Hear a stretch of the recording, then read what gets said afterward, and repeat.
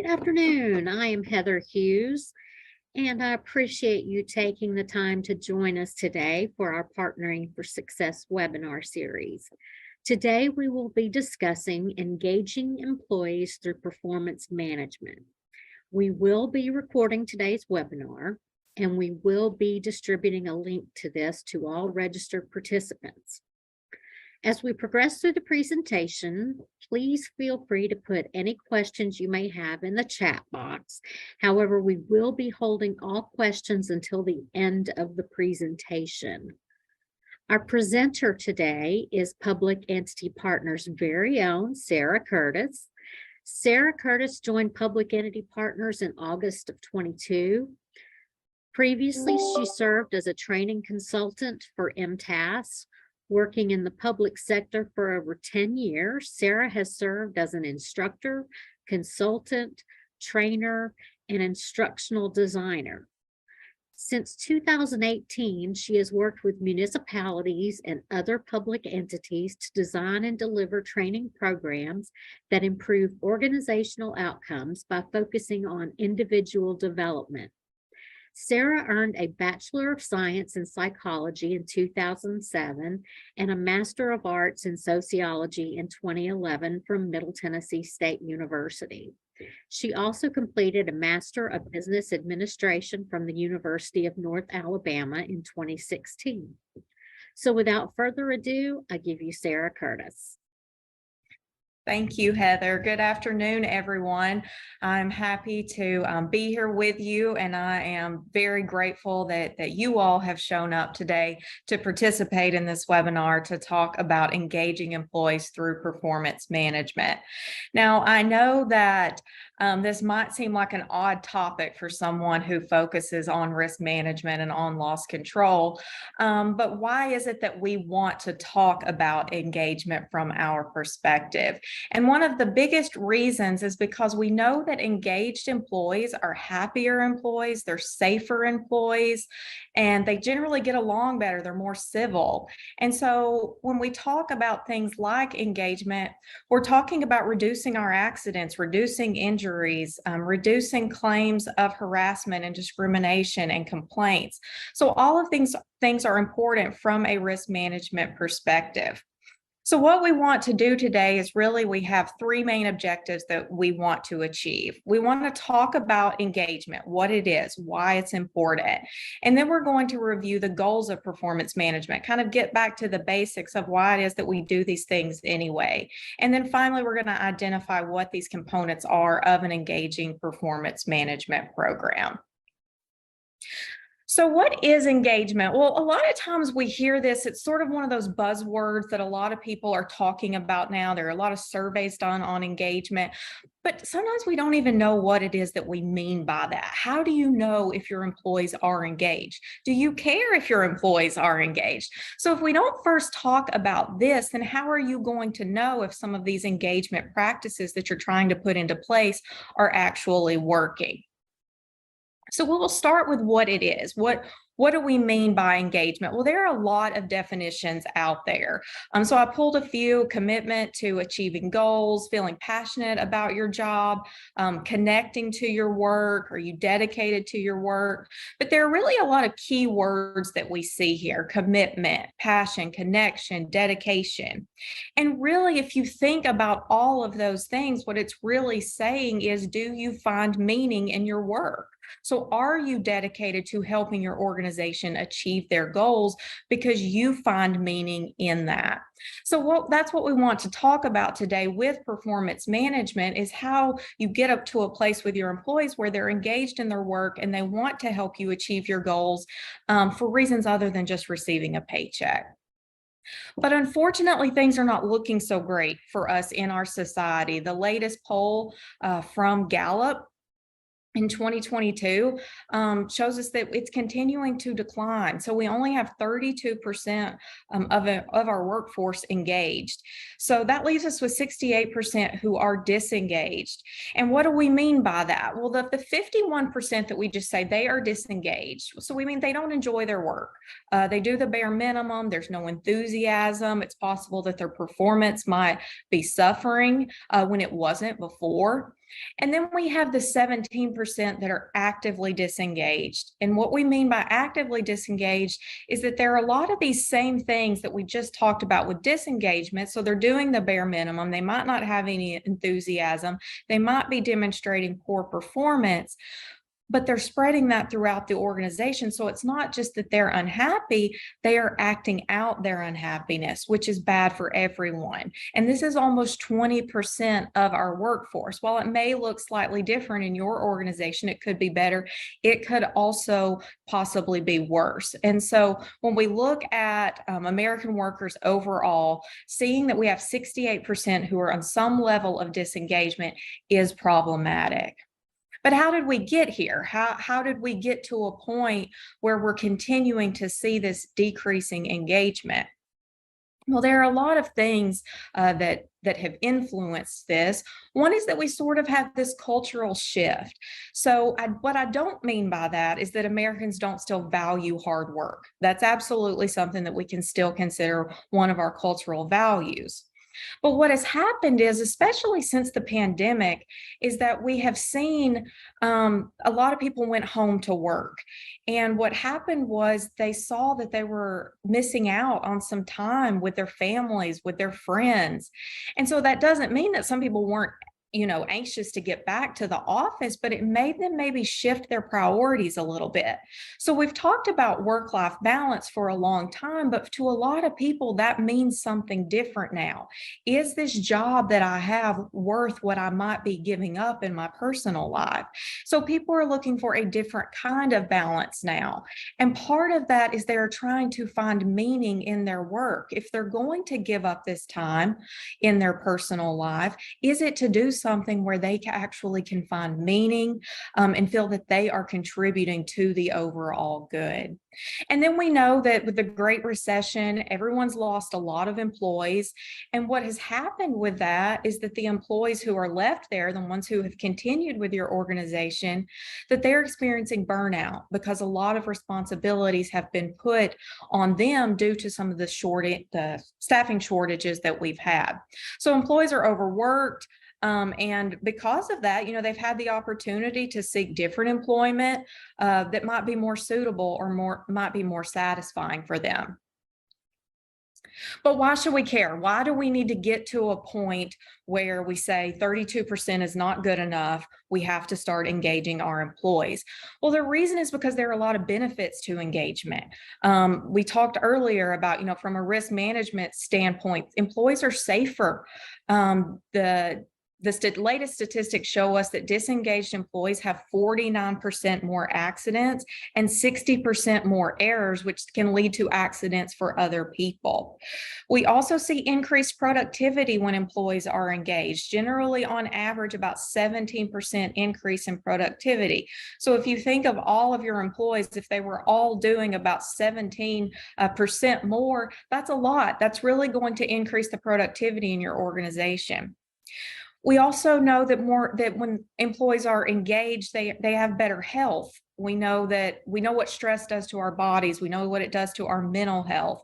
And so there's generally less stress when employees are engaged. And so we see better health. And then obviously reduced turnover. I know that in a lot of public organizations, sometimes we can't keep up with salaries, and that can be problematic. It's one of the number one reasons that people, especially in local government, are reporting that they're leaving their jobs now. And there's a lot that we can't do about that. We do what we can where we can. But sometimes when you have employees who are very engaged in their work, you will see a reduction in turnover, even if they are able to go somewhere else and get a higher salary. They might be really attached to their work, especially in the public sector. If that is something, that means a lot to them to be able to work to serve the public, sometimes you can retain employees that way. But then there's this other thing, and I just talked about how staffing shortages, they've increased turnover and we've got a lot of stress. And so what has happened is that a lot of employers have started to look more at the employee experience. And this was even before the pandemic, starting to look at what gives us that competitive advantage. How can we keep our employees? How can we attract new talent? And so they started looking at this employee experience. But what resulted from all of that was really probably a lot more pizza parties or a game room. And there's nothing wrong with those things. But what was forgotten in all that is that employees aren't just employees, they're human beings. And so for some, a ping pong table didn't really mean anything to them. They wanted to wake up each day, not dread going to work, whether they were going to an office or working remotely. They want to look forward to that. So we've seen this switch to, instead of focusing on an employee experience, we need to focus more on this human experience, which is a focus on how employees find meaning in their work, which is what we mean by engagement. So how can we create meaning so that employees feel connected and dedicated and passionate about what they do? Well, so I showed you all of these definitions earlier, and I talked about how this ultimately, when you look at all these things, while they may be different definitions, essentially they just mean that employees want to find meaning in their work and they want to feel passionate and dedicated and connecting to helping their organization achieve their goals. Well, that's all performance management really is. It's setting organizational goals and helping employees individually contribute to the achievement of those goals. But it seems that a lot of strategies that we've used in the past aren't exactly doing that in a way that creates engagement. So I want to ask you, I've got a couple of poll questions here for you. So we'll start with the first one, Heather, if you want to get that launched. I will tell you, if you're joining from a phone or a tablet, you might have some trouble with the polls and might not be able to answer those, but you should see those pop up on your screen. The first one has launched. Okay, so there it should be asking you a question about your performance process. Do you have a formal performance management process? And Heather, I can't see the polls, so you'll have to share the results with me. Yes, certainly. We have at 58% yes, 29% no, and 13% I don't know. Okay, all right. So it looks like most everyone does, but we still have a few there who do not. And then we have a small percentage that say, I don't know. And some of that may be because you want to know exactly what I mean by performance management process, which we will get to in a moment. So we can go ahead and launch that second one, where we're looking at your employees' level of satisfaction with your performance management process. So is this something that you feel that they are satisfied with? This is launched, so if everyone could take a moment and answer the second poll question.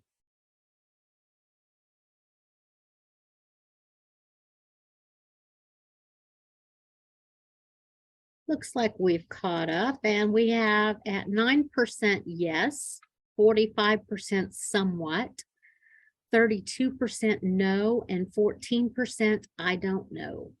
Okay, so none of this is surprising. That we've got about 45% saying, it's going okay, our employees are somewhat satisfied, and then 32% saying no, they are not satisfied with that. And then we have that percentage where you're not sure, and we'll talk a little bit more about that in a little bit. So thank you for answering those poll questions. So that kind of gives me a baseline on where our audience is. So let's first look at engagement or performance management. And so we talked a little bit about engagement and what it is and why it's important. And there are lots of different ways that you can engage your employees. And so we are going to talk about the performance management side of that, how you can create engagement through this process. So I will not give you the entire history of performance management, but what's important to know is this is nothing new. It has been around since the Industrial Revolution, when we first had to say, okay, how are we going to measure employees' performance side by side with machines? But then it became a more formal process during World War II, when the military needed to determine how they were going to identify those who should move up in rank. But it really wasn't until the 1960s that we started seeing organizations, especially some of those larger organizations, start to use it. And a lot of times they were using it as a development tool to reward employees and to try to reduce turnover. And then in the 2000s is where we started to see this popularity of the rating system, which is what a lot of us know today as performance management, because we think about that end of the year review. And a lot of you all, I know from working with you over the last several years, do this. You give a rating to employees. So in the 2000s, that really started to grow in popularity. And a lot of this was the result of sort of a flattened hierarchy. So a lot of managers were starting to get new direct reports instead of multiple levels of management. They flattened that a little bit. Well, so when managers had way more direct reports than what they were used to, they had to find sort of this easy way to determine who's performing well and who's not. And so that's where the rating really started. And then it was around 2010 where we started to sort of see this shift from pay for time to pay for performance. And we have continued to watch this process evolve ever since. So it was kind of, we started to see gone are the days of clocking in and clocking out and we're paying you for your time, but rather we're starting to look at, in a lot of roles, how we're paying you for your performance. And so it isn't new. But what we have seen is that while it was designed to improve performance and to engage employees, sometimes it's been doing the exact opposite, which you all just answered that poll. And several of you said that a lot of your employees were unhappy with the process. And I assume if I had asked you that you all might feel similar, that you are also not happy with it. Because as we talk about ways to improve it, we're not just talking about improving it for the employee, but for the manager as well.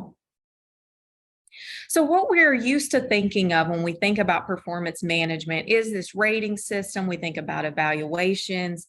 Merit-based pay is usually tied to it. It's a way to determine promotional opportunities. It's very focused on the organization.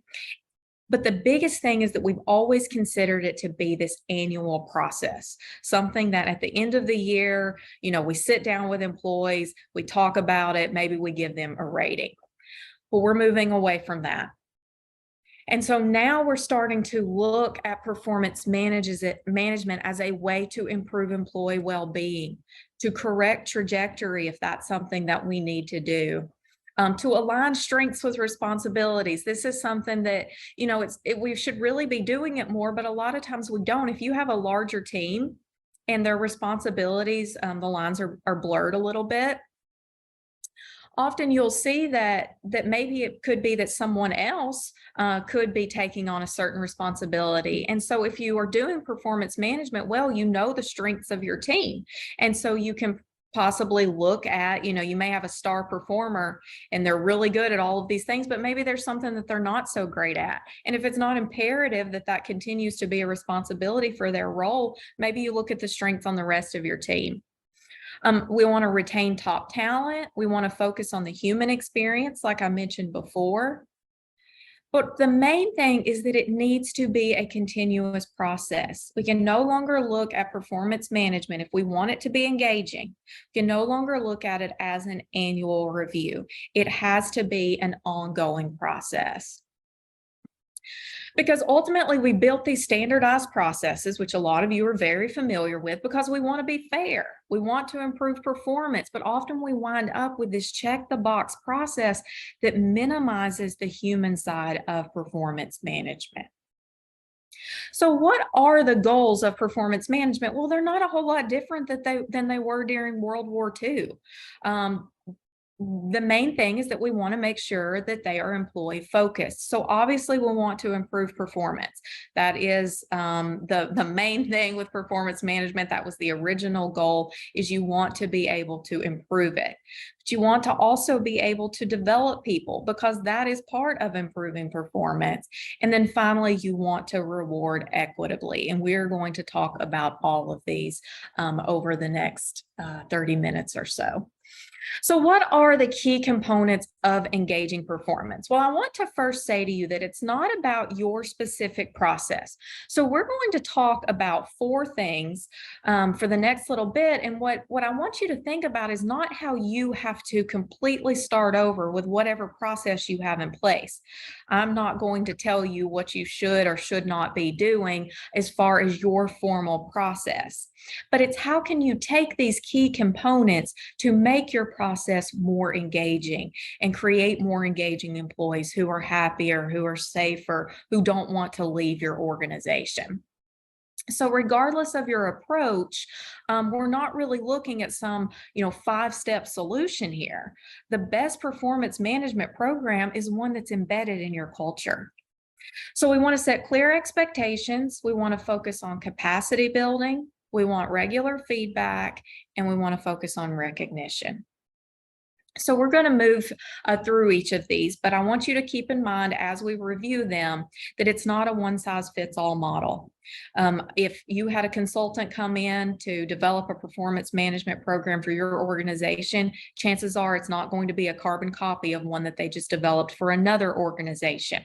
So at the organizational level, it can look different. But also it might be something that you have to adapt some things for your individual team or your department. It might look different than what another department has. But you even might have to make it adaptable for an individual. And you'll understand a little bit more about what I'm talking about there as we go through that. But this isn't a one-size-fits model. It can be adapted to organizational level, at the team level, or at the individual level. So the first one is setting expectations. So how often have we all seen forms like this? And they're pretty standard, and there's nothing wrong with these forms. If you have a form that looks like this, you do not have to go and shred it. It's a pretty standard form, and for a lot of people, it works well. So nothing wrong with this form, but here's the problem. Is that a lot of times when we get to this point, especially if you are a manager, and you are looking at, did they meet expectations? Did they not? Did they exceed them? What we start to realize is that expectations were never set for anyone in the first place. A lot of organizations we will see, they use their job description as the expectations. Well, employees need more than that. They need to know what's expected of them. So when we get to this annual performance review, managers are forced to just arbitrarily decide, have expectations been met, when they were never made clear. Well, that's not fair to the manager, but that's also not fair to the employee. How are they supposed to know if they met expectations or if they exceeded expectations or if they didn't meet expectations if they were never really sure about what the expectations were? So if you do this, if you set these expectations early, then it can reduce the subjectivity when you get to an annual performance review. So why do you need to do this? Well, for engagement reasons, which is what we're talking about today, you want to help employees understand that their role, what they do for the organization, is essential and that it helps achieve these organizational goals that we have. And that will engage them. They want meaning in their work. And so by setting these expectations, you're taking the goal of the organization and you're showing them how they fit in with that. It can also help you more easily when you have to correct poor performance. That's not always fun for anyone to have to do that. But if you have set expectations, then it's easier to say, these are the things that we need to correct. So we'll look at an example. So maybe the organizational goal that you have is to provide friendly and efficient customer service. So the performance expectation could be that employees will respond to customer requests within 24 hours. So if you start getting complaints from your taxpayers saying, we're not being responded to, then you have that expectation that was already set. So you can go to the employee and you can look at, why are things not being responded to in 24 hours? There may be a perfectly legitimate explanation for that. And then you as the manager are able to help correct that at that point. So how do you do it? How do you set expectations? Well, they should be as specific as possible, but I won't get into SMART goals. I know you all are familiar with that. And sometimes when we do that, we get into the weeds a little bit because we know that everything looks different for different roles, and sometimes specificity can be really hard, especially when our roles are more reactive. So you might have someone who works in the finance department, and you can set a specific goal that says, you're going to turn in this quarterly report by the last day of the month, following the end of the quarter. That's pretty specific. But what we see, especially in the public sector, because it's primarily, a service industry, it's a lot of times it's customer facing. And so what happens is you have these reactive roles. So you can't say you're going to serve 50 customers a day because you don't know how many taxpayers are going to walk through the door who are going to, make that phone call. And so you have to get a little more creative with what your expectations are. And that's where we get into these results versus the actions and the behaviors. Well, the results are those organizational goals. And so maybe one of the goals you have, the result that you want, is that taxpayers will rate your services as friendly and efficient. That's an organizational goal. And so the action there might be to respond to taxpayer requests to determine the best solution given resources and capacity. So you can see how that's not maybe as specific as we would want it to be, but it's as specific as it can be for that role. But then we have to take it a step further and think about behaviors. So how is it you want them to act? We talked about responding within 24 hours, but being friendly. Maybe it has something to do with how they interact with the team. We have all walked into a government building or to a private organization and been met with that person who might help us, but they did so begrudgingly. And it's because no expectation was ever set. They're probably doing their job. Well, how are you going to go and correct their performance when they're actually doing well, but they're getting complaints because they're not very friendly? So you have to set those expectations as well for their behavior. And then finally, you want to agree on what success looks like. And the reason that this is so important, it's not that you have to necessarily get a formal signature, but this means that you brought the employee into the conversation, that you had a discussion where they were able to talk too about what success should look like, what they think what the expectations are of the role. And so agree on that, because once you've agreed on it, then it makes it much easier should you have to correct performance. So before we move on from this one, I want to talk just briefly about goal setting. I do not consider goal setting to be a bad thing. I want to make that very clear. But a lot of times with goals, they reward those who undercommit. And so I just want to caution you. Now, a lot of organizations will use goals interchangeably with expectations, and that's fine. Whatever works for you. But a lot of times we'll set separate goals. And what we've seen in organizations is that these goals are above and beyond what your regular responsibilities are. And so what happens is you have those real go-getters who are setting these very aggressive goals for themselves of things they want to achieve above and beyond their normal responsibilities.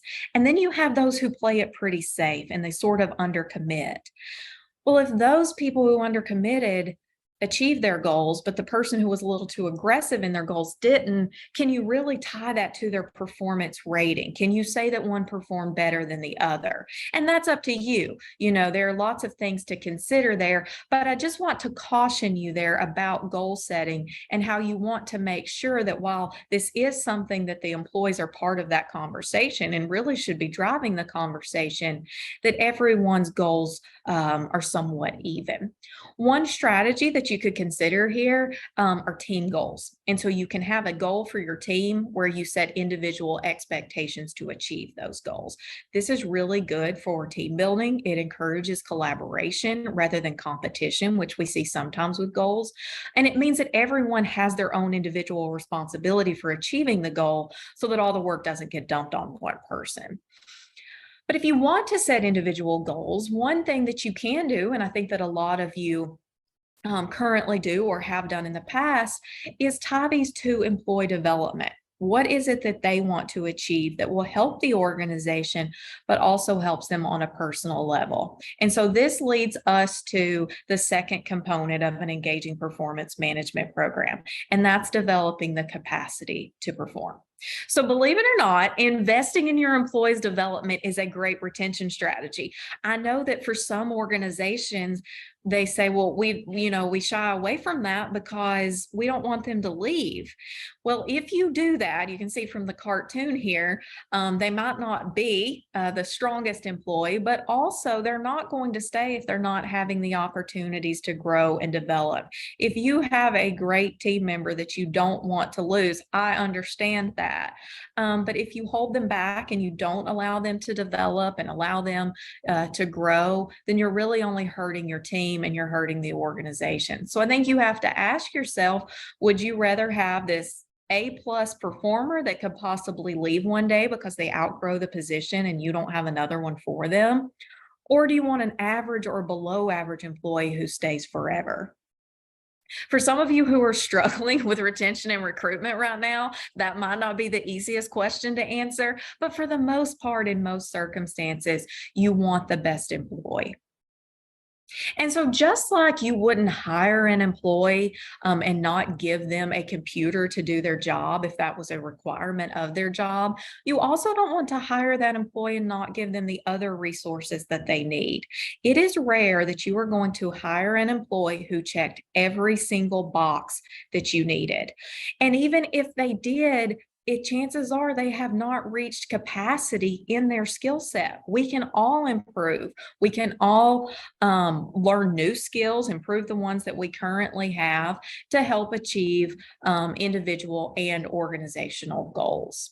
But what you want to make sure of in your performance management process is that these goals that the employees set and that maybe you work with them on, that they align, with their individual goals, but also with the organization. How can they help the organization improve? Because remember, that's part of engaging employees. They want to know that they are helping the organization succeed and that they're making a difference. One thing that you can do here is create an employee development plan. So, how can you continue to grow? Those are the questions, or these are the questions that employees want to ask themselves to create this plan. How can I grow? How can I avoid performance issues that I've faced in the past? Where am I now and where would I like to be?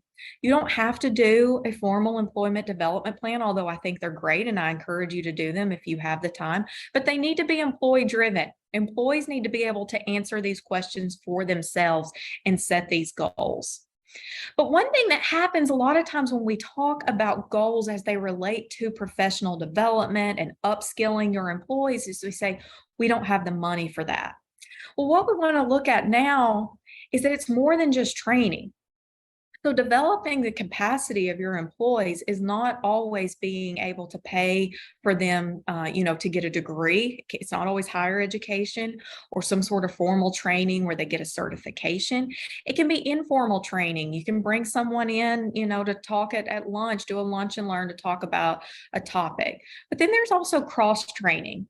And this is something that is very important for employee retention and engagement.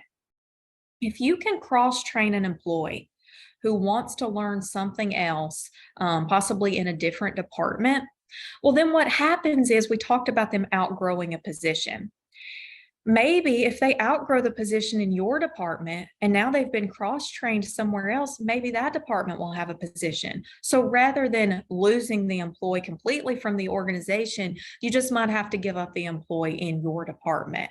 Cross-training is really good for those employees who are interested in other areas, that we don't have to view that as a bad thing. That can be a good thing that they want to learn other areas of our organization because that only helps organizations overall in the long run. Maybe you want to put someone on a committee. This may involve other departments. So this can help with planning skills, organizational skills, but it also helps with that leadership development. Maybe they're going to lead a committee, and this gives them that opportunity to practice those skills, especially if you have identified an employee who you feel is a strong performer that could eventually be in a leadership position. Maybe projects with other departments. This kind of goes back to cross training. Maybe there are some things that an employee wants to learn about another department, so you can allow them to do that. And then finally, we have mentoring. And mentoring programs do not have to be a formal program. They can be. It's great if you have the time and resources to do that. But oftentimes it's a little more informal, allowing people to find a mentor. And here's the thing about mentoring.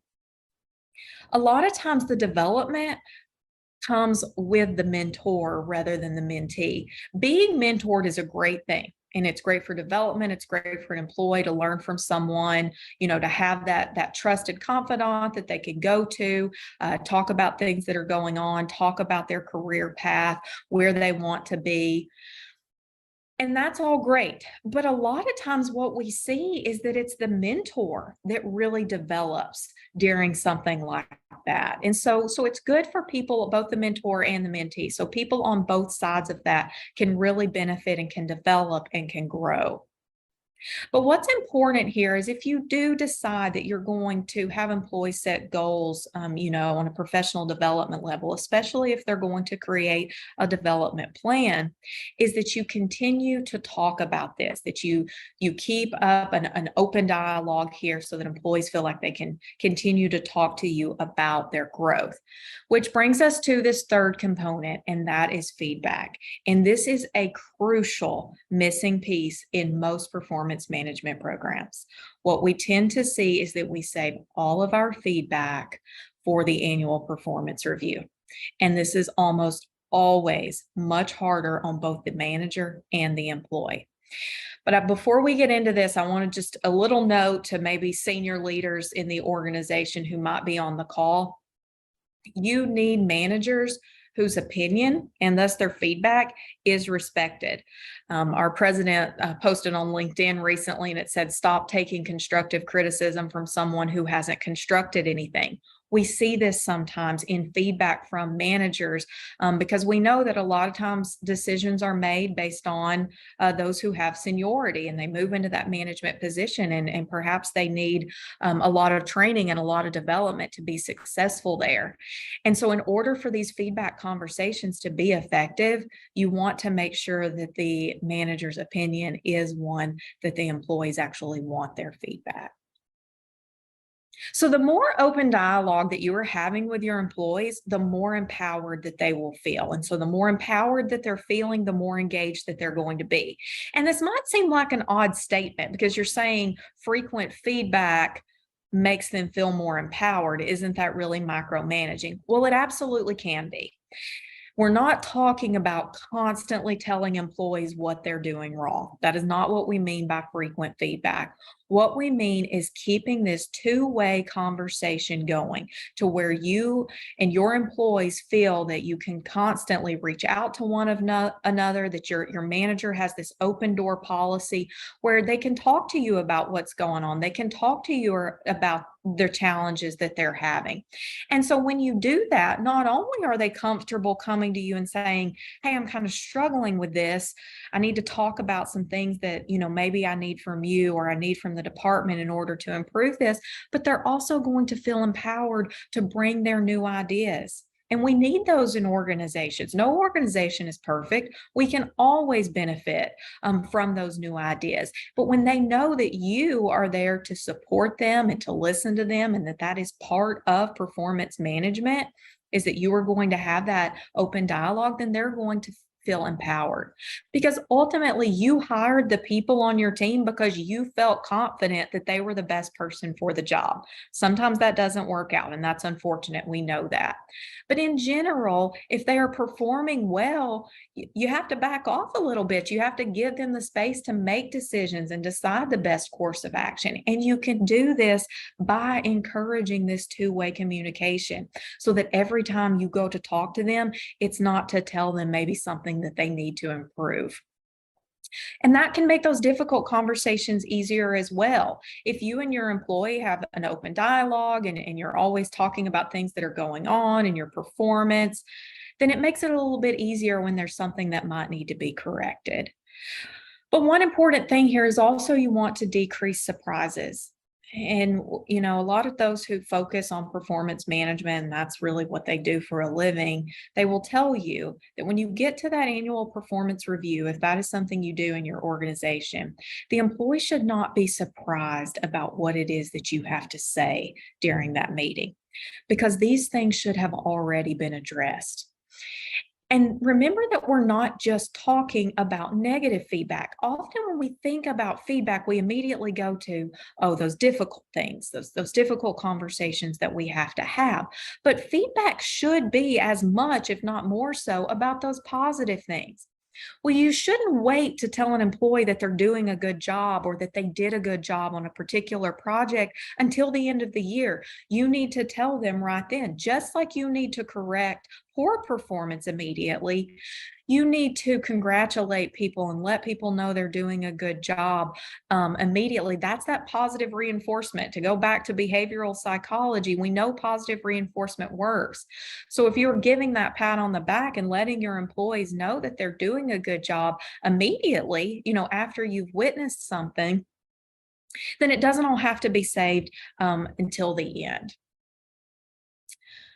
So wouldn't it be nice if you could get to this point where when you are doing the annual performance review, that it could focus on the future? You've already corrected the things throughout the year that need to be corrected. I understand there are extenuating circumstances sometimes, but overall, you've corrected those things. You have given them positive feedback when that was necessary, so that when you get to this performance review, rather than just focusing on this rating, you can actually talk about, what does the future hold? Is there something new that you want to do? How could you see the role possibly expanding? Anything that you want to take on? How is their development throughout the year help the organization meet their goals? This is a great time to revisit that employee development plan if they decided to create one, and talk about, did they achieve those things? What do they want to achieve the next year? Are those things going to be in the budget? Are these things that they can work on?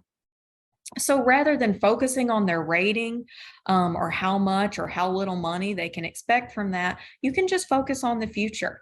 What you've had a great year, that part can be brief. Here are some things we need to work on, but overall, we're just going to talk about going forward. So this brings us to sort of the final piece of this, and that is recognition.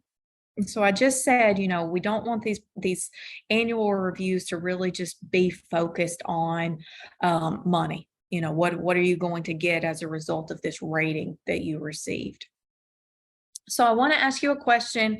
This is completely anonymous, but do employees receive salary increases based on annual performance ratings? So if you will answer this poll and let us know if this is something that you do at your organization. There's nothing wrong with it. I'm not going to criticize it. I'm just curious how many organizations are doing this. We're still getting a few answers. Okay. And the results, 33% yes, 57% no, and 10% I don't know. Okay, great. All right. So we've got about a third who are still doing it, a little over half who are not. And then we have those who don't know. Okay, well, thank you for answering that. I have noticed that a lot of organizations are moving away from that.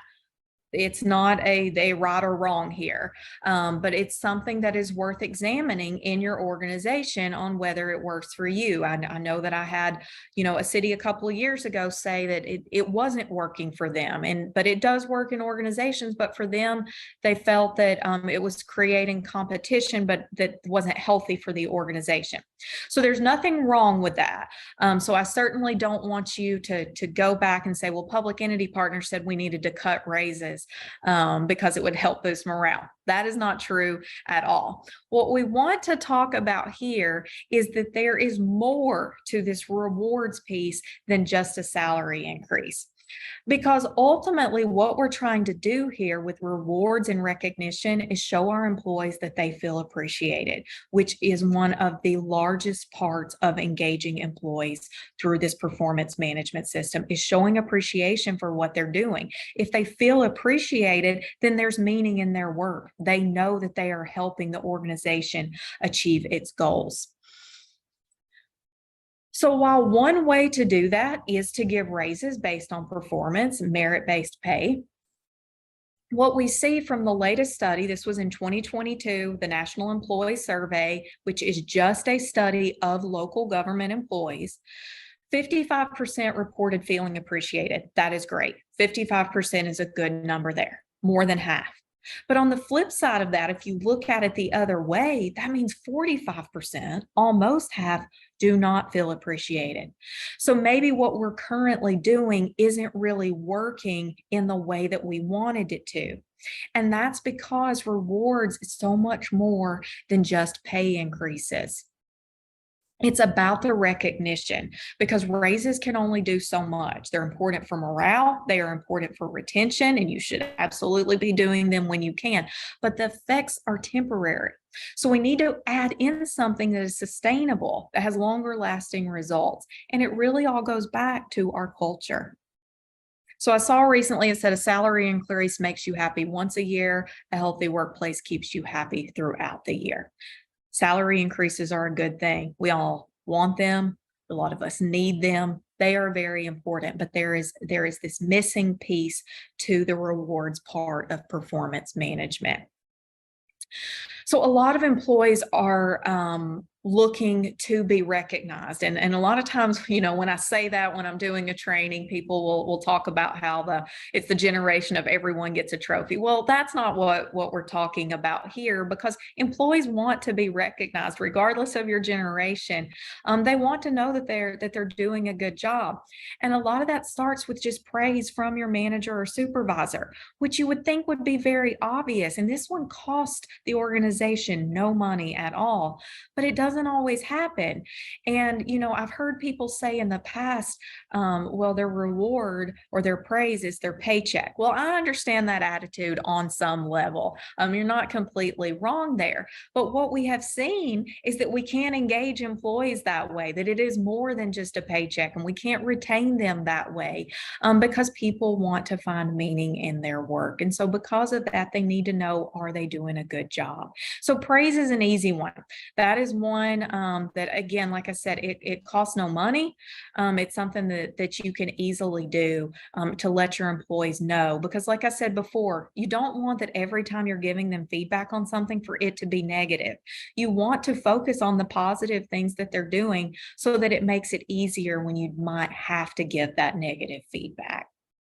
Another thing is awards or other formal recognition. Some people don't necessarily want to be recognized publicly, but that gets back to, you need to get to know your employee. But it may be that you do awards on an annual basis, or you have some other way that you recognize employees, maybe through a newsletter, maybe through social media, whether that be something external or something that you have internal. But showing appreciation that way, it will go a long way with your employees. Another is peer-based rewards programs. And this is one that we see more so with larger corporations, because getting something like this off the ground can cost a little bit money. But in a scaled back way, it's something that you could do in a lot of organizations. But what I mean by peer-based rewards programs is, it is great to hear from your manager. It's great to hear from the leadership in an organization. But a lot of times people want to know, well, how do my coworkers feel about, am I being a good teammate? Am I helping them in the way that I need to? And so what these usually look like, I'll use an example of a large corporation here in Nashville. One thing they do is they give every employee a certain amount of points every month to give away. And so you have to give away your points each month, or they'll go away, and you give them to your peers. And as a thank you for helping me with that, or I saw you do this and you did a great job. And so they're getting that recognition from their peers.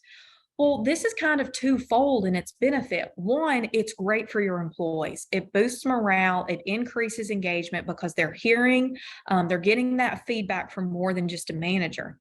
The other thing that it can do is when you get to that annual performance review, I know that some of you aren't even in the same location where your employees are. So it's not like you're seeing what they're doing every day. Well, now you have this peer-based rewards program that you can look at and you can see the points that they were given by their peers and what that was for. And that can sort of help you with the evaluation of them. You know, how well are they getting along with the team or with others in their organization and showing support to others? So that's something, again, it can be difficult to implement it, you know, if you want to make it a very large scale program, but on a smaller scale, maybe it's something that you can look at. There's also flexible working. Not every position can do this, but if you have someone who, you know, is a high performer, they're doing a great job, and this is a way that you can reward them by giving them a little more flexibility, then that's something that you can do that also wouldn't cost money. And then finally, more responsibility. And you might be saying that one doesn't make any sense. Why would you want to give an employee more responsibility as a reward? So we certainly don't want to get to this point where we're rewarding people by giving them other people's work. That's not what we mean here. But some people are motivated by the right amount of challenge and responsibility. And so some people they consider that a reward. They want more work to do. They want a new challenge. Some employees don't. So again, you need to know what your employees want and what works for them. But others, that might be something that you can do. So here are some action items. So we've talked a little bit about these 4 components, and I know in an hour's time we don't have time to go, you know, as deep into these as we all might like to do. But I wanted to leave you with kind of some steps that you could take as you start to move forward and thinking about these engagement components that you can add to your existing performance management process. And so one of these is that you want to survey engagement. And I know you're probably thinking, we don't have the money for that. You know, that takes time, that takes resources. And I understand that. I absolutely understand it, especially if you were going to have to hire an outside agency to do that. You might not want to do that, but there are other ways to determine, are your employees engaged? Some of that is just by looking at them and monitoring their behaviors, but you can also talk to them, or you can do a very informal survey, something that you can create with little to no cost, because you need to know where your employees are. And so I gave you the statistics for all employees in America right now, but you need to know where yours are, because it could be better, but it could also be that you're even worse than what we're seeing with the national average. I hope that you're not, but you need to know that. You have to identify where you are. If you're going to try to improve, you have to know where you currently are. And so that's one action item, is to figure out where your employees are on their level of engagement. Then you want to evaluate your current performance management program. Do you have these 4 components of engagement in what you currently do? Are you setting expectations? Are you developing the capacity to perform? Are you giving that regular feedback and keeping that dialogue open rather than saving it all for the annual performance review? And are you rewarding equitably, more than just pay raises? Are you looking at recognition on other levels that maybe would be something that would benefit your employees? And then you want to find ways to integrate engaging performance management techniques, these things that we've talked about, into your culture. Because like I said earlier, the most successful performance management program isn't how well you got it all written on paper and what it looks like. It's how have you integrated that into your culture, so that performance management is just part of the day-to-day. It's not a manager saying, well, I've got to check this box, I've got to make sure that I've done this. It just becomes easy. It becomes part of the culture. And then finally, you want to invite your employees to the discussion. This is something that you know, a lot of organizations do a great job with it, but we see other organizations where they mostly stay on the leadership level. And so leadership is making most of the decisions. Well, if you want to create engagement with your employees through this performance management process that you might be tweaking, invite your employees to that discussion.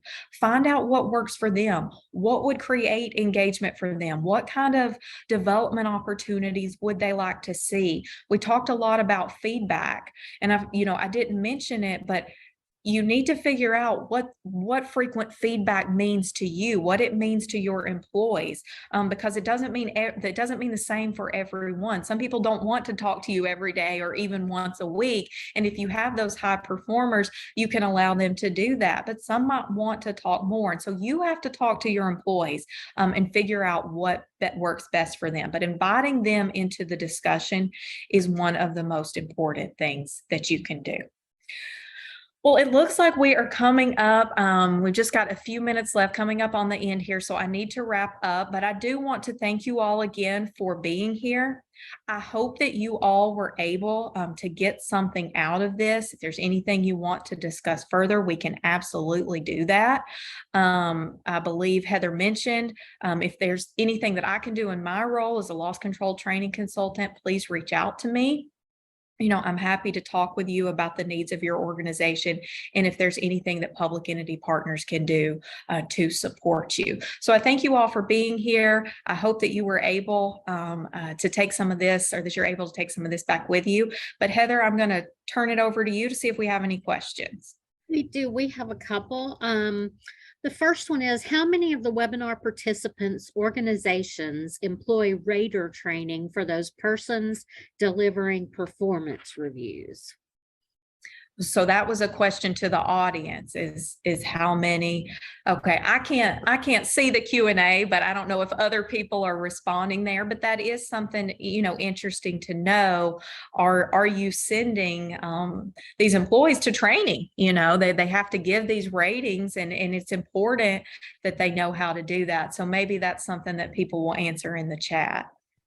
Yes. And then another thought: money is a hygiene factor, not a motivator. If you get the money wrong or treatment of money wrong, you can't facilitate motivation until that's corrected. Right, absolutely. And so that's what we mean by, you still want to do those raises. Those are still important, and you want to make sure that that is equitable. I will say that again, make sure that those raises are equitable. But yes, absolutely, that is something that needs to be taken care of. But yeah, there's a lot. We could talk a lot about those motivation and those hygiene factors. So yes, thank you for that comment. And I think that's all we have for now. And Okay. if you have other questions, please feel free to send them along to us.